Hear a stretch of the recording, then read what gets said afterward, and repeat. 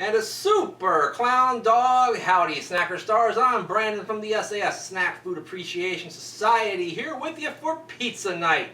Tonight, I go back in the past to come back to the future and to reside in the present here with you on Pizza Night. I'll be right back.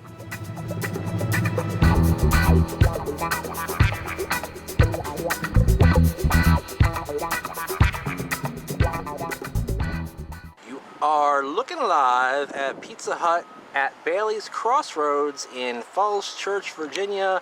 This shopping center also has a lot of things such as the Bob's Discount Furniture over there, Trader Joe's, but you can't see any of that because it is covered up by the trees.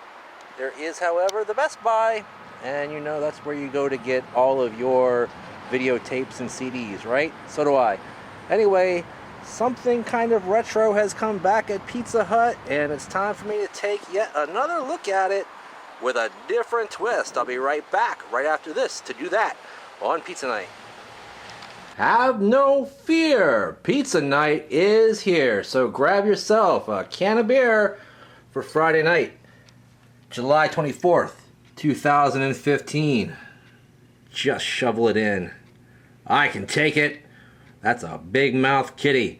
Anyway, I have a big mouth as well, and I've got to fill that big mouth with pizza. And the pizza I'm going to fill that mouth with is within the Brandon Sack 5000. You've already learned that it's from Pizza Hut, and you've already learned that it's something of a retread. What is that retread? Well, let's see what's inside the Brandon Sack. Open this baby up and pull out what we have right here. Ta-da!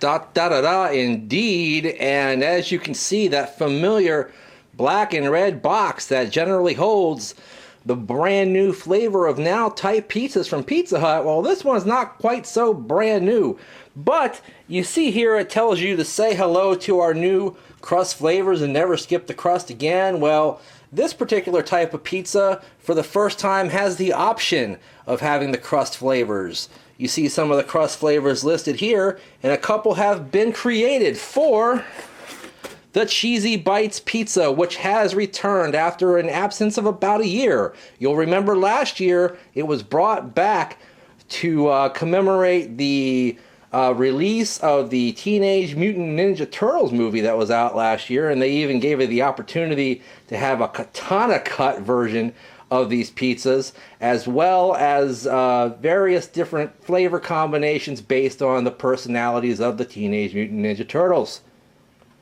So, basically, what I decided to do is go ahead and get that pizza, and you see that I got meatballs on there, because there is a certain contingency on YouTube that does like to go, Brandon, why do you only eat pepperoni pizzas? Well, pepperoni's my favorite pizza topping, and if you pay attention to a recent study, it's the favorite pizza topping of every state in the union.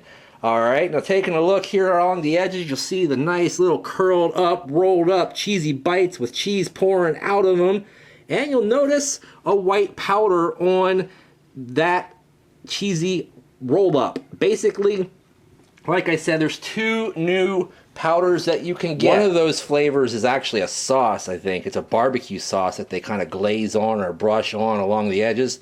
The other, which is the one I got, is ranch. And apparently they have sprinkled a ranch seasoning along the edges. Now, they did not give you the opportunity, however, to try out a couple of the other ones, like the Asiago, toasted Asiago, and I think there's also a toasted cheddar or something like that. They didn't give you the option to try those versions on this pizza.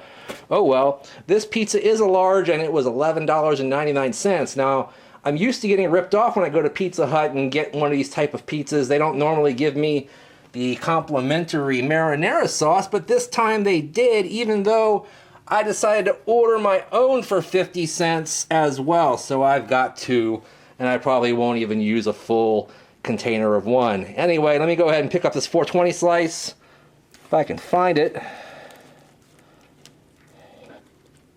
Oh, did they slice this pie?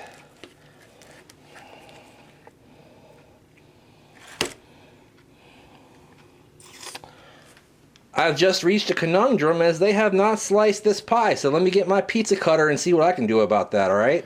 Alright, I went ahead and took a couple of swipes at this pie. Let me pick up what I believe to be my 420 slice.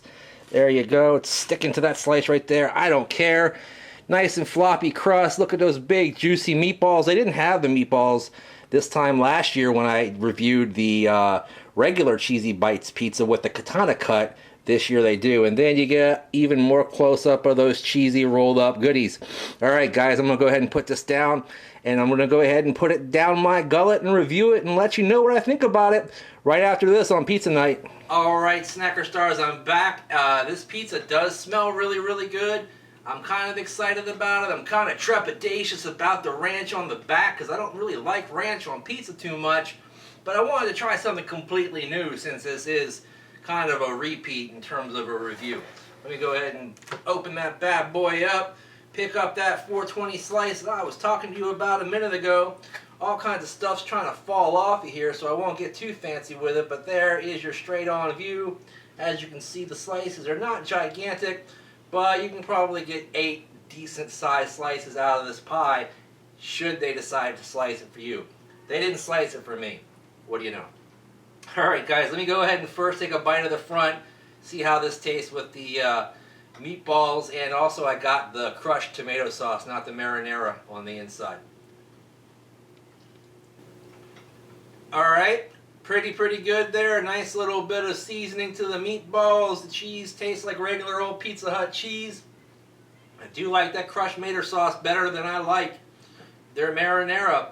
So there's so far fairly positive points. Now let me go ahead and pull off one of these little cheesy pods in the back here.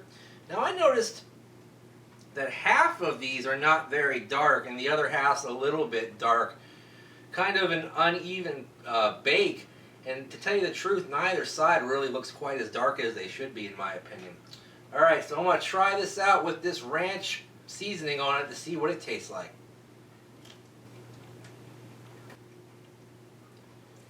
A little bit of ranch. A little bit of ranch is what's going on there.